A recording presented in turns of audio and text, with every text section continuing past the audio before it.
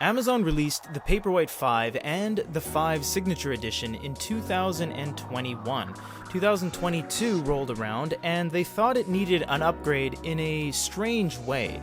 They actually created a size variant in between the 8GB and the 32, calling it the Paperwhite 5 16GB. Did you really need this? Not necessarily, but there's some pros. It's only $10 more than the regular edition and doesn't have all the bells and whistles that a lot of people felt they didn't need. So today we're going to look at everything different between these two. On the left we have a Signature Edition, and on the right we have a Kindle Paperwhite 16GB. Let's look at all the differences. So it says 16, of course, this says 32, and on the back you do not have the wireless charging rounded square, and you have a 16GB right there. Everything else is very much the same, except for a few things if you look down below. It's a small thing, but for you technical crowd you might appreciate it, and it does actually affect where this is being sold. As you can see here, the 16GB variant has an NOM stamp, which stands for the official Mexican standards or Norma Oficial Mexicana. This one does not, the Signature Edition, and these are both sent to us from the exact same place, from the exact same distributor, and one of them is actually lacking a cert stamp. Of course, the model numbers are different. On the right, the 16GB is the M2L3EK, and the Signature Edition is the M2L4EK. And why that's important is because when you buy something on eBay, they look the same. So when you get it, flip this around like so, and read the back right where it says model number, and you can Google that model number and find out exactly which Kindle they sent you and which one you bought. So just to show you this right here, if we go into the device information on both of these devices, you will see that we are running the exact same firmware version, Kindle 5.14.3.2, same on here. Look at the size differences right now. This is the 32GB, where you only get 26.95 gigs free, around 27 if you don't sideload in a couple books. And on the right, the infamous 16GB brand new unit gets you, drumroll, 13GB. We do have one singular PDF on here. That is it. 13 gigs, 3 of which are shaved off just from the operating system. If you go into the settings, you'll notice a couple things different. This one has warmth schedule on it. Because it doesn't have a light sensor, you actually need the warmth schedule setting so you can kind of tell what time you want it to turn on and turn off. This one has a light sensor, so you will have no such problem.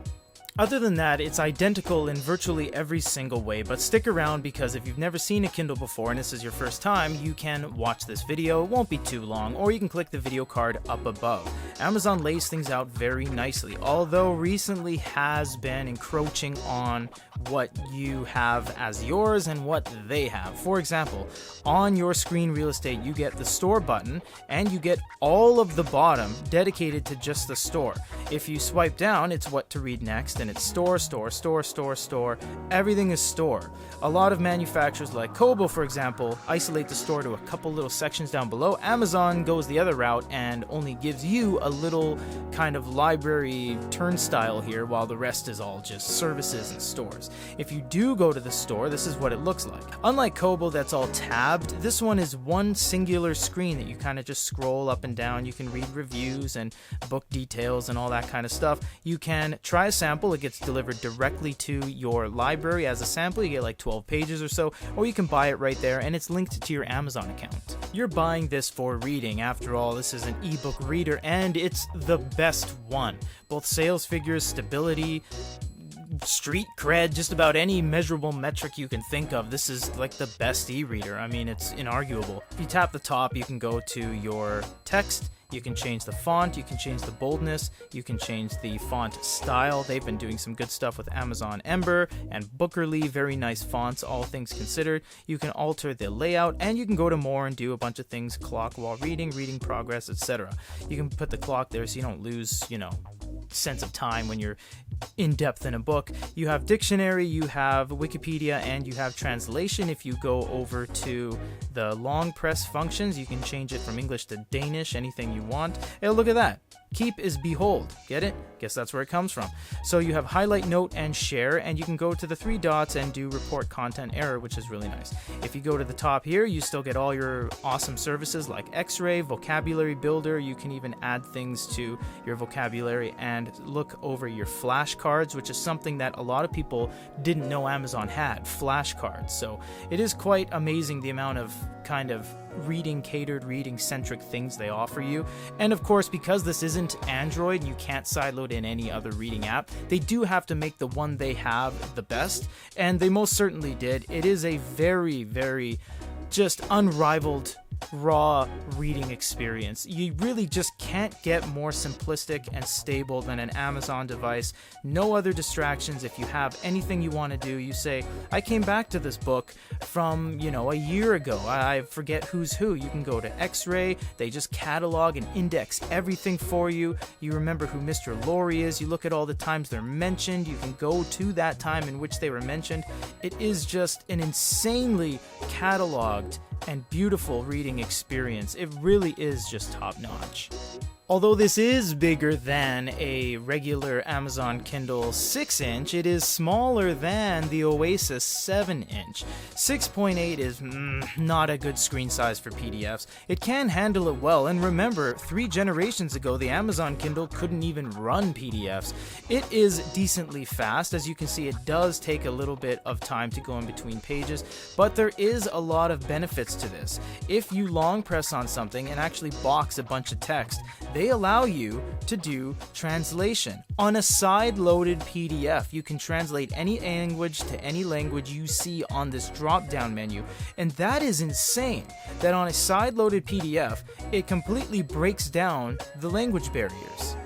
PDFs might not be that great, but Manga is very good. It's really, Amazon kind of started Manga on e-readers with the Amazon Kindle Manga model. Ever since then, people have just been following suit and copying Amazon and kind of pressing more manga and more graphic novels. They even brought over the fast page turn engine from the Manga model. You can see right here. I love this engine. It's really nice. You can swipe like that, or if you press the corner, you can actually speed through the book and choose how fast you speed up, and you can go left and right while crossing this axis and choosing from various speed levels. It's a great experience. Not only that, the screen is fantastic. It's a great screen size. Pinch and zoom is on point. You don't get the mini-map on Manga, but you don't need it. Typically, with Manga, you don't need to pinch and zoom. This is about the size of an actual manga in Japan.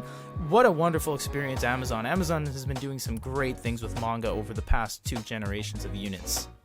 The glow light as well has been untouched, so you get your blue light right there, and you get your warm light.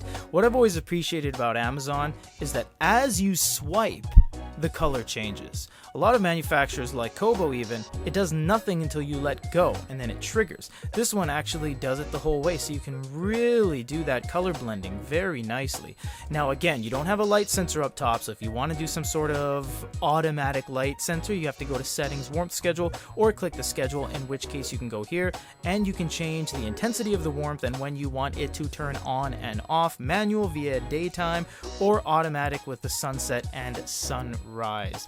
This is basically everything you need to know about the Amazon Kindle 2022 Paperwhite 5 16 gigabytes. It's a way to keep interest in the brand because Amazon hasn't released anything yet, and the Kindle Basic 2022 at the date of this upload will not come out for 30 more days-ish in October 2022, which is made out of recycled goodies and all that fun stuff, but for now this is the update to the Paperwhite and the latest item you can buy from Amazon. For GoodyReader.com, this is Peter.